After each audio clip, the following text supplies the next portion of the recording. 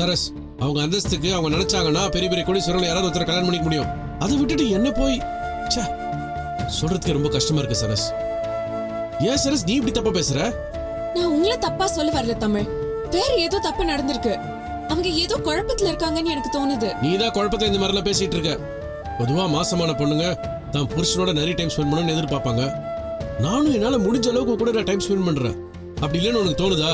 இல்ல என்னோட அட்டென்ஷன் கிடைக்கணும்ன்றதுக்காக இந்த மாதிரிலாம் நீ பேசிட்டு இருக்கியா? என்னங்க நீங்க என்ன பத்தி நீங்க இப்படியா யோசிக்கிறீங்க? சரஸ், ஏதோ பொறாமப்படுற பொண்டாட்டி மாதிரி என்ன நினைக்கிறீங்க. என்ன பத்தி உங்களுக்கு தெரியாதா? எனக்கு தெரிஞ்ச சரஸ்வதி என்ன இந்த மாதிரிலாம் சந்தேகப்பட்டு பேச மாட்டா.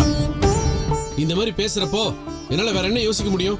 அவங்க உங்களை உரிமையோட ஏன் தமிழ்னு சொல்றது உங்களுக்கு தப்பா படலையா? ஐயோ, அவங்க ஃப்ரெண்ட்ல தான் சொல்லிருக்காங்க. இது உனக்கு மட்டும் ஏன் தப்பா படுது? இந்த பாரு சரஸ், ஒரு கருப்பு கண்ணாடி மாட்டிக்கிட்டு வீட்டுக்குள்ள உட்காந்துட்டு வெளிச்சம் கம்மியா இருக்குன்னு சொல்ற மாதிரி இருக்கு நீ சொல்றது. சந்தேகம்ன்ற கண்ணாடி கேட்டு வச்சுட்டு பாரு, இங்க எதுவுமே தப்பா இல்ல. இங்க பாருங்க, இந்த குழப்பத்தை சரி செய்யறதுக்கு ஒரே ஒரு வழிதான் இருக்கு. இத பத்தி மேக்னா கிட்ட பேசினாதான். என்ன பேச போற? இந்த மாதிரி யோசிக்கிறேன்னு உங்களுக்கு தெரிஞ்சா அவங்க மனசு எவ்வளவு கஷ்டப்படும் தெரியுமா? அது அவங்களை காயப்படுத்தும். தயவு செஞ்சு நாளைக்கு நடக்கிற ஃபங்க்ஷன்ல இந்த மாதிரி அவங்க கிட்ட எதுவும் பேசி வச்சிடாத. இப்பதான் நமக்கு எல்லா பிரச்சனையும் முடிஞ்சு ஓரளவுக்கு சுமூகமா போயிட்டு இருக்கு. இதுல வேற இந்த அர்ஜுன் பையன் அவங்க மாமாவை தேவையில்லாம மாட்டி விட்டுட்டான். ஆனா அவன் மேலேயும் தப்பு இருக்குன்னு சீக்கிரமா நிரூபிச்சு அவனும் ஜெயிலுக்கு அனுப்பணும். அதை பத்தி மட்டும் இப்ப யோசிப்போம், வேற எதையும் யோசிக்காத. டேய், நாளைக்கு ஃபங்க்ஷனுக்கு வேண்டிய எல்லா அரேஞ்ச்மெண்ட்ஸும் ரெடி பண்ணியாச்சா? விடியறதுக்குள்ள எல்லாம் ரெடி ஆயிடும்பா. நாளைக்கு ப்ரொடக்ஷன் வேலை ஆரம்பிச்சிடும், மறந்துடாத. சரிப்பா, பண்ணிடலாம். அண்ணே, நான் சொல்றது அவருக்கு தான் புரிய மாட்டேங்குது. உங்களுக்காவது புரியுதா?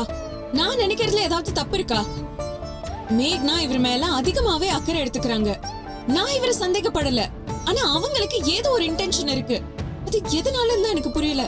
ஆனா கண்டிப்பா ஏதோ ஒண்ணு தப்பா இருக்குன்னு என் மனசு சொல்லிக்கிட்டே இருக்கு. இல்லம்மா, அப்படிலாம் ஒண்ணு இருக்காது.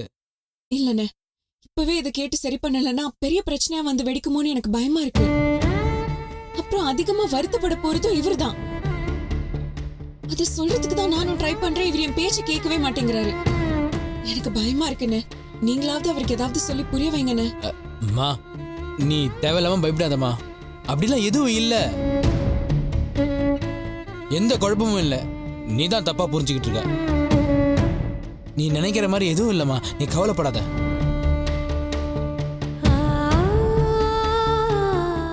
இப்பவே இவங்களுக்குள்ள சண்டை வர ஆரம்பிச்சிருச்சு. நான் சொன்ன பொய் இவங்களை பிரிச்சிடக்கூடாது. இதுக்கு மேலே மறைக்கிறது தமிழோட வாழ்க்கையை அழிச்சிரும். நாளைக்கு இந்த ஃபங்க்ஷன் முடியட்டும். நாமளே எல்லா உண்மையும் குடும்பத்தில் இருக்க எல்லார்கிட்டையும் சொல்லி காலில் விழுந்து மன்னிப்பு கேட்டுடலாம். இதுதான் இதுக்கு ஒரே வழி.